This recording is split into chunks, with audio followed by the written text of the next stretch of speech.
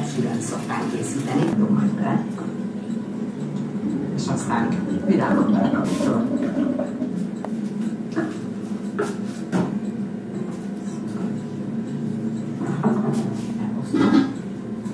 Nem lesz egy magas torta, valamennyire meg fog emelkedni, mert benne van a sütőpor. De annyira tömény az íze, hogy nem is kell belőle sokat. Elég egy tékony szere. Jó lesz. Viszont sütő.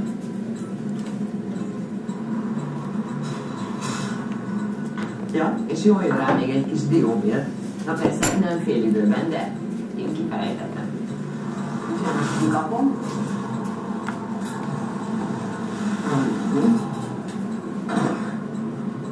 És megszórom.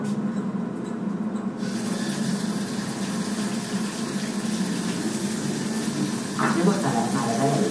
Annak, aki nem ezt a dolgot, én vagyok.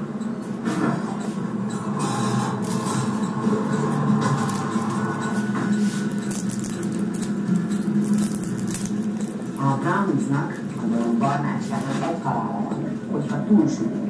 És ez olyan csokirajongóknak, akik időszűkében jönnek, igazán jó hír, hiszen azt jelenti, hogy ekkora tortának jobbá úgy szűk 20 percet bőven.